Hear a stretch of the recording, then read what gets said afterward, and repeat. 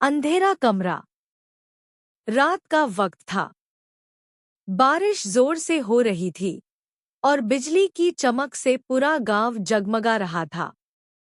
आरव नई नौकरी के लिए एक छोटे से गांव की हवेली में ठहरा था। हवेली पुरानी और खंडहर जैसी लग रही थी। लोग कहते थे कि यह हवेली कभी एक अमीर परिवार की थी, लेकिन एक दिन पूरा परिवार रहस्यमय तरीके से गायब हो गया। आरव को हवेली का कमरा दिया गया, कमरा नंबर 7।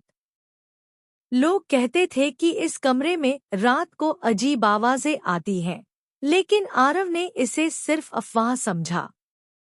पहली रात आरव ने महसूस किया कि कमरे का दरवाजा अपने आप खुल रहा था।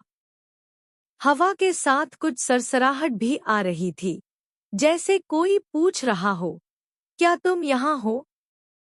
आरव ने डरे हुए कहा, हाँ, पर कौन है? कुछ देर के लिए सब शांत हो गया।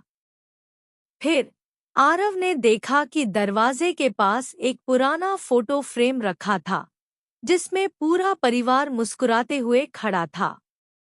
लेकिन उनके आंखों में कुछ अजीब सा था। वे आंखें जिंदा लग रही थी और आरव को सीधे देख रही थी। रात को 12 बजे बिजली चली गई। अंधेरा इतना गहरा था कि आरव अपनी हाथों से भी कुछ नहीं देख पा रहा था। तभी उसने फर्श से हल्की ठोकर और चुपके से कुछ फुसफुसाहट सुनी। आरव ने फ्लैशलाइट ऑन की, लेकिन कमरा खाली था। अगली रात आरव ने देखा कि फोटो फ्रेम अलग जगह पर रखा हुआ था और उसके पीछे एक छोटा नोट छुपा था। जब रात का घंटा बजेगा, सब सच सामने आएगा और तुम भी हिस्सा बनोगे।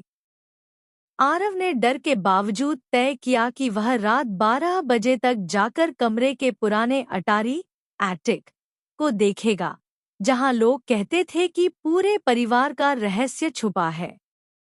जब आरव अटारी का दरवाजा खोला, एक ठंडी हवा की लहर उसके चेहरे से टकराई और वहां एक खिड़की के पास पुरानी झूलती कुर्सी अपने आप हिल रही थी, जैसे कोई उसमें बैठा हो। आरव ने धीरे से कहा, कौन है? बताओ। अंदर से एक धीमी, भूतिया आवाज आई, तुम जानते नहीं, लेकिन मैं हमेशा यहाँ था। और तभी आरव ने अटारी के दरवाजे के पीछे से एक परछाई देखी, जो बिल्कुल उसकी जैसी लग रही थी।